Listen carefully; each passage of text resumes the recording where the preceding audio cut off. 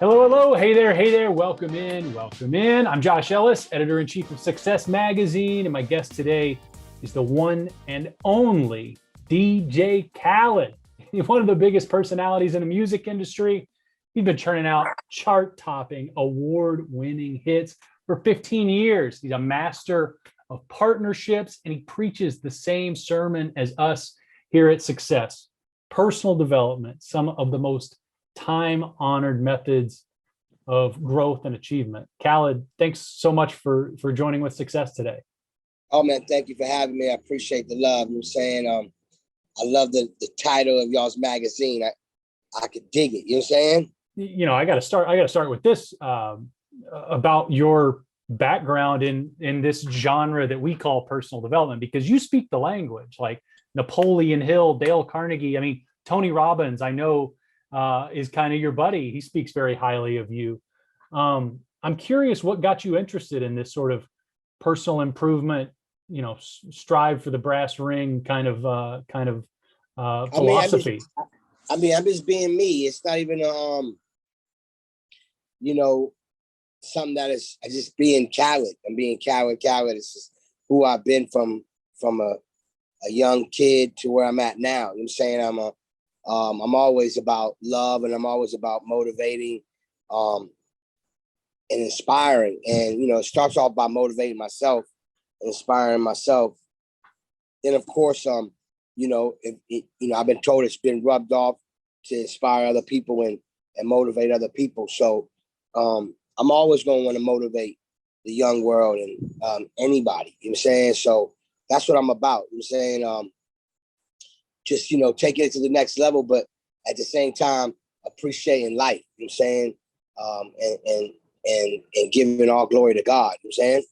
So I know that you're the child of immigrants, and the immigrant story in America is one of like pulling yourself up by your bootstraps and nothing is really given to you. Is that where your work ethic comes from? Yeah, my work ethic comes for sure from my mother and father. They used to work. I mean, I seen them work 7 days a week. You know what I'm saying? To provide for their kids, and they took care of us beautifully, and they raised us beautifully. And now, you know what I'm saying, I'm blessed to be able to take care of them. But for sure that I definitely got my work ethic through my parents. What did they do? What was their background? Back in the days, they used to sell clothes out their trunk of their car. But then they end up getting having their own clothing store in a shopping center. Then it led to having a store in the mall. Then it got all taken away. You know what I'm saying? So, to say, so I got to see them from from working at a flea market to, progression of different levels of success for them. And as a kid, I got to see that. And, it was inspiring because, not only did they raise us beautifully, but they also showed us that, to get what you want and make your dreams come true, you have to work hard. They were entrepreneurs. Do you think that experience, seeing people just, nobody's giving them their money, they're having to earn it. Do you think that rubbed off on you? For sure. You know what I'm saying? Like, all their blessings rubbed off on me. You know what I'm saying? The same way I'm raising my kids up, you know what I'm saying? Like, they see daddy and mommy work hard every day. And they also see daddy and mommy show love every day, meaning as in, spread love and make sure our kids are raised with love. But they also get to see dad and mom work, you know what I'm saying? So they know, Assad knows, and, Lamas getting knows he's 1 year old, but Assad is 4 years old. And he knows the difference of when daddy's working and daddy's, you know what I'm saying, when he has some time, you know what I'm saying? I think it was the last magazine cover that you did. It's the last one I saw you on, but it was parents. It was adorable. A lot of people maybe don't get to see that side of you every day. What is the experience of fatherhood like for you in general? It's the best thing that's ever happened to me. You know what I'm saying? Being a father has made me greater. You know what I'm saying? Has made me, I've experienced what pure love is, what true love is. You know what I'm saying? My kids, you know what I'm saying, they gave me superpowers. You know what I'm saying? Like, powers I never knew I had. You know what I'm saying? And big up my queen. You know, I love her even more because, you know, God and her blessed me with my two biggest blessings of my life. You know what I'm saying? So I'm forever thankful and grateful. What was your experience like growing up? I mean, just as a kid, what was your day to day like? Did you help your folks out of the store, that sort of thing? Yeah, for sure. I mean, my experience was basically, you know, watching them work every single day. But at the same time as while they're working, they were raising me. And obviously being a mother and father, but also showing me what hard work is. So I got to see them, you know, work with other people, and I got to see the hours they put in. And you know, I used to sleep at the store. You know what I'm saying? Like, so you know, it was a beautiful experience. I wouldn't change none of it. You know what I'm saying? And but the most beautiful part of it is that they was raising us with so much love and still working every day, but still giving us every day, time to us every day. You know what I'm saying? I love that. You know what I'm saying? Now you're a lot different, I think, than most people in rap or hip hop, because in the genre, there's you know, some people put on this facade that everything that they achieve is through natural talent, and you're not afraid to be like, I work hard. There's no hiding that with you, and so do you think that resonates with people? I mean, I think for sure people know that I work hard, but you know, you got to have. You know, we're all talented, we're all blessed, and we're all geniuses, and we're all blessed from the God. But you have to work hard, even if you're the most smartest, talented, most biggest genius. You still have to work hard. You know what I'm saying? Like, no matter what, I don't care who you are, you have to work hard to get the different levels and accomplish different goals and stuff. You know, everybody got their vision and their goals and what they want to accomplish. You know, me, you know, in every category, everything we do, everything I do got to be incredible. And I don't know how to go halfway. You know what I'm saying? I go all in. You know what I'm saying? Like, so, you know, work hard is always going to be, imagine working hard with the most incredible talent. Like, it's going to be unbelievable results. And that's what's happening with me. You know what I'm saying? Like, I know I'm blessed with all type of talents, and I know I'm blessed to be a visionary. I know I'm blessed to be a winner, but I know if I work hard, all that stuff I said going to be next level. There are people that waste talent too. Have you seen that in the industry? I mean, I'm not here to you know, judge anyone. You know what I'm saying? You know, me, I'm somebody that's going to tell you, keep going hard, and you know, tell you through my experiences. You know what I'm saying? And through my experiences, you know, I don't take nothing for granted.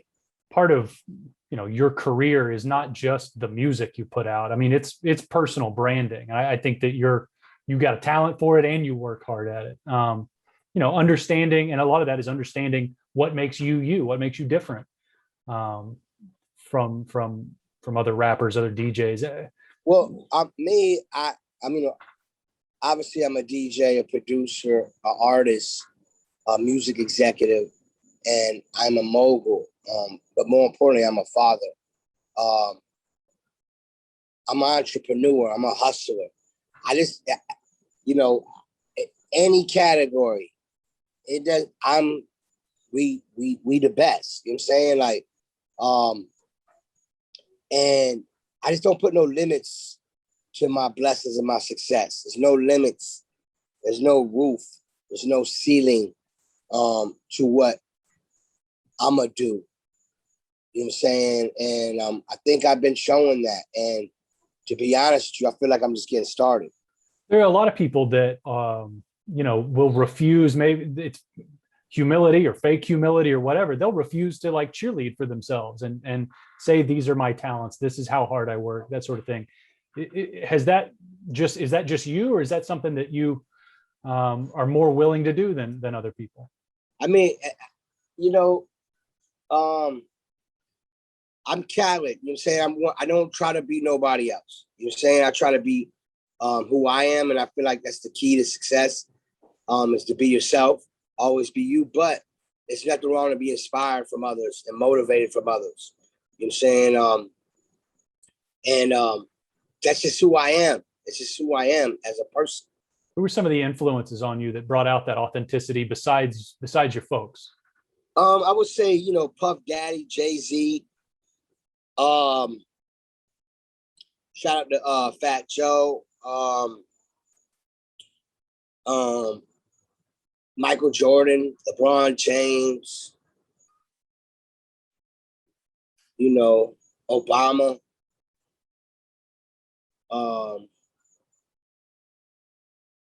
You know, but you know, I can name a bunch of names, but you know, more important, God is who inspires me because he gives me life and gives me the energy to do what I'm doing. Of the humans you mentioned, is there a characteristic in common with them that you identify with? You know, I have to, you know, salute my brothers Puff and Jay-Z and Puff, because, you know, like for instance, Puff Daddy, he's an artist, but he's also a mogul,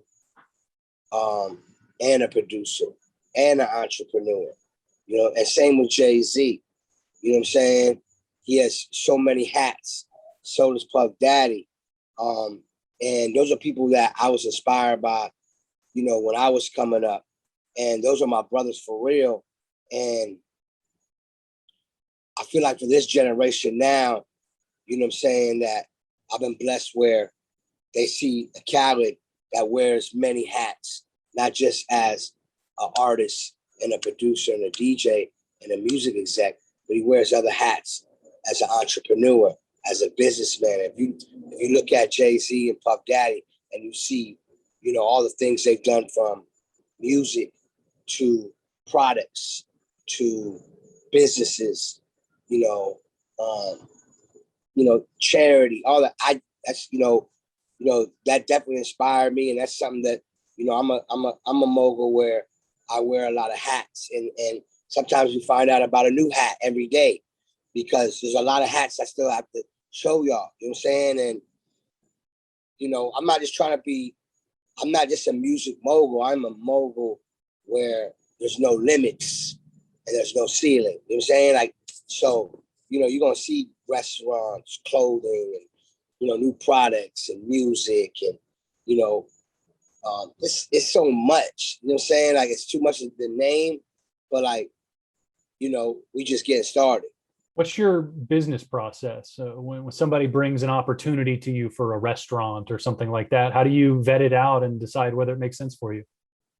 I like to bet on people. You know what I'm saying? So if I'm a partner up with somebody, I like to bet on somebody I know that is that work hard, or if it's a company I'm partnered up with, you know, just somebody that's going to go as hard as me or support the vision to go hard as me. You see what I'm saying? So it's like, you know, partnerships, it's very simple. Like any business is do good business. You know what I'm saying? So it can turn into great business. You know, you can have contracts all you want. You can have this, that, and that. You can have deal points all you want. You can have this, that, all that. But at the end of the day, it's about doing great business. You know what I'm saying? You know, I have many partnerships, and I always tell my partners, like, you know, I see what's on the paper, but I'm going to over deliver. Like, you know, whatever we're doing here, I'm going to over deliver. And I expect that for them to do the same. And that's not on paperwork. You know what I'm saying? But it leads to great business, and it leads to great victories. You know what I'm saying? So, you know, good business and great business. You know what I mean? That's how you're supposed to move. How do you sort of, when you're approaching a partnership, is it just from your own experience, what you're looking for, somebody from the outside looking in, things you've seen that you trust or like about them? How do you kind of evaluate those going in? It depends on the situation. You know what I'm saying? It's from the music side. You know what I'm saying? You know, right now I'm in partnership with Sony Music and Epic Records, and you know, we have a beautiful partnership, beautiful relationship, and we work great together. So, and then there's some partnerships that come to you, an opportunity and you start a new relationship, and it becomes a great partnership. And then there's some partnerships where I have a vision of something that I feel like we need to join forces, and maybe we'll reach out and they be excited for me reaching out. And we're also blessed for all the ones that just come in. So it's like, at the end of the day, is like, we're not leaving nothing on the table, but at the end of the day, is it got to be right. Yeah, I wanted to ask about that too. I mean, you link up with so many people, and we see you everywhere. But I know you must turn down opportunities too. What goes into that decision? I mean, it got to be right. And my rule is that I got to love it. You know what I'm saying? Because I don't know how to do nothing half. I go all in. I give you more than 100%.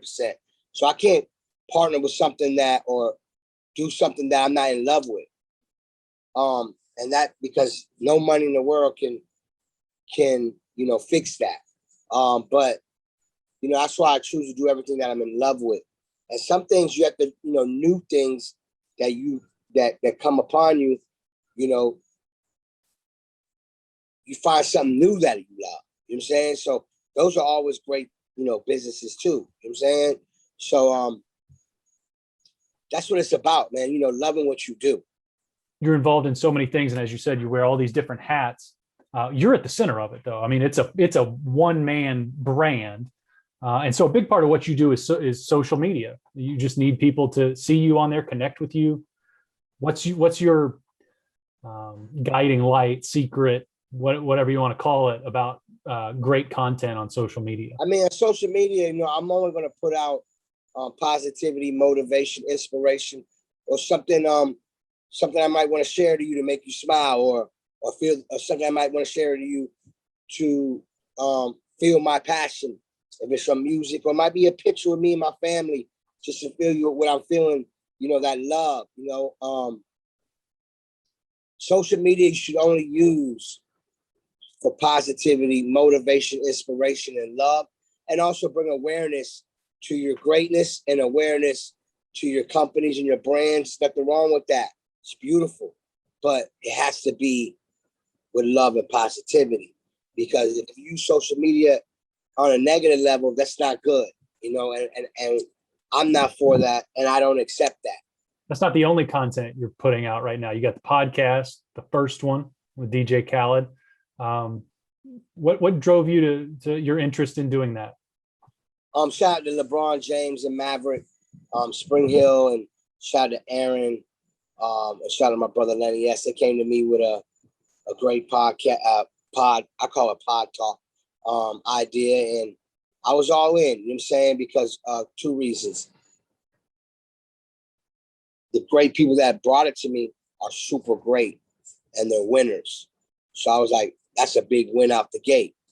And then, being able to talk to my friends and people that I'm inspired by, icons to be, and be able to share artist stories.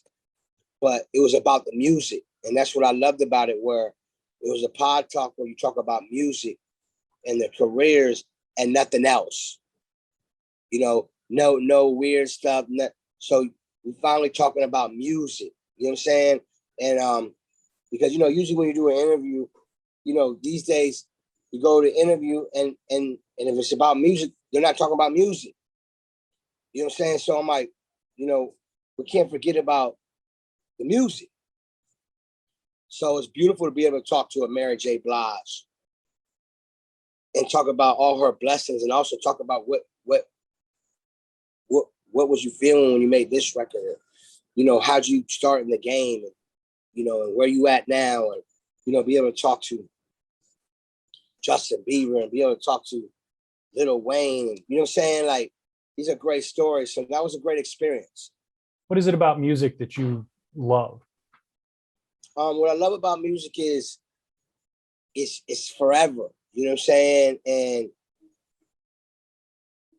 music gives you different feelings and different motivation, different inspiration, and to be able to, the music I make, to be able to make anthems that play forever, and to hear it, or hear somebody say, man, that song changed my life, or that song helped me get through things, or that song got me hyped and gave me energy. And that song, you know, it's a beautiful feeling knowing that it touches people. You know what I'm saying? And besides me making music or putting music out, I listen to music.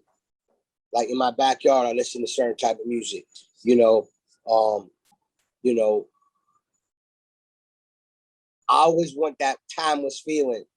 And it's so amazing that I can go listen to Bob Marley now and never get tired of it. I go listen to Jay-Z now and never get tired of it. I go listen to Michael Jackson, or, you know, right now I listen to Little Baby, or my new album, Khaled. Listen to Lil What. You know, it depends on the artist. What I'm saying is I love timeless music. And anybody that can make timeless music is special. It's special. And those catalogs is unbelievable. You know what I'm saying? And then I know what it takes to make these records. So, you know what I mean? It's special, you know? Who are some artists or types of music, songs that people might not expect you to love that you do? I listen to all type of music. You know what I'm saying? I listen to Sam Cooke, Stevie Wonder, to Buju Banton, to Bob Marley, to Garnet Silk, to Jay-Z, to Nas, to Tupac, to Biggie, to Lil Baby, to Lil Wayne, to Rick Ross, to Future. You know, I listen to all type of music. I listen to Bob James, Ozzy Brothers, Funkadelic, you know, James Brown. I listen to everything. You know what I'm saying? Like, I love music. You know what I'm saying?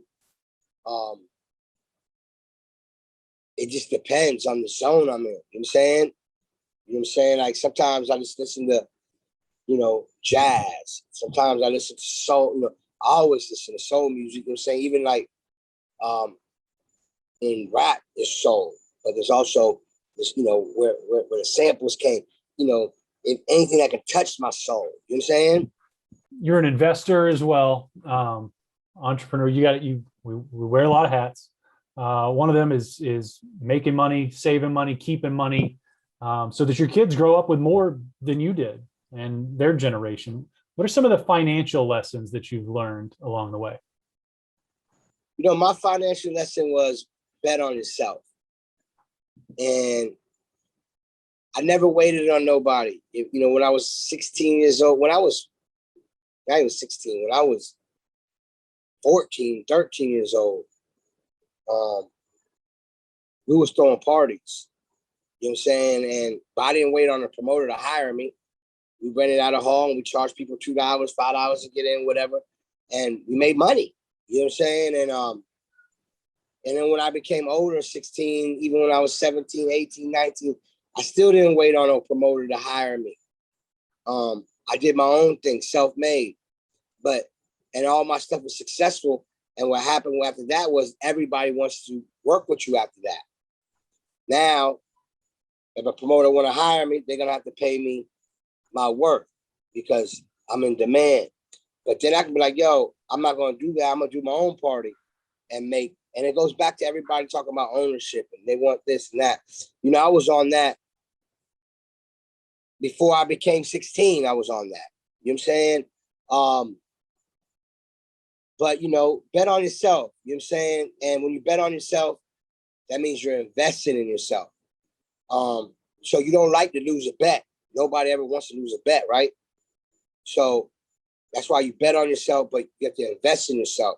So when you're invested in yourself, there's a thing called growth. And, you know, nothing happens overnight. You know what I'm saying? So, you know, once you learn that growth and you bet on yourself and you see progress through your process, you know, it gets big. You know what I'm saying? As big as you want it to get. It's the best bet you can make. I mean, you go to a casino and put it all on red. You can't change anything once the ball is thrown out there. If you're betting on yourself, you can change course, adjust, do whatever you got to do. You can do what you got to do. But one thing I learned too about any success or anything that, you know, you can't complain through the process because you'll set yourself back and those emotions will set yourself back When things get rough and tough, you know, the goal is to find the solution. And when you find the solution, you know what I'm saying, then you see the results. And imagine you not finding the solution and you was complaining, and that just like sets you back. It can set you back a day to years, or it can ruin something. You know what I'm saying? So, you know, I have this thing called don't burn no bridges. You know what I'm saying? Because only God can walk on water. You know what I'm saying? So at the end of the day, it's like, I ain't gonna complain. We all human. I'm sure we all complain somehow in some way about being human, but let's not complain to the point where it's gonna set you back. You know what I'm saying? You know, keep your head up, keep your head high, and keep going. Ever since you burst onto the scene, I feel like you've just snowballed. Every year you're bigger and bigger, doing more and more things, and making a you know, greater name for yourself, and growing this empire that you built. So I know that that's in perpetuity is the goal. Last question: what is the Khaled empire look like in 10 years? What's the Khaled empire look like in 10 years? Man, God willing, my kids will be running the empire, and me sitting and helping them continue to run this massive, incredible blessing of the empire. You know what I'm saying? But obviously bigger, next level. And you're going to see a lot more things. You know what I'm saying? You're going to see us do a lot more things. But, you know, everything's for my kids. You know what I'm saying? So if you say 10 years from now, that means Asad will be 15. You know what I'm saying? 14 and a half, whatever. He's going to be a young man. You know what I'm saying? And that's who I do it for, my kids. So I'm going to want to see them be able to do what they want to do. But my empire is for them. You know what I'm saying? So if they want to run the empire and take it to the next level, I'm giving them that. And I'm going to be there with them. You know what I'm saying? And if they want to do something else, I'm here to support that too. You know what I'm saying? So I'm going to be there to support that.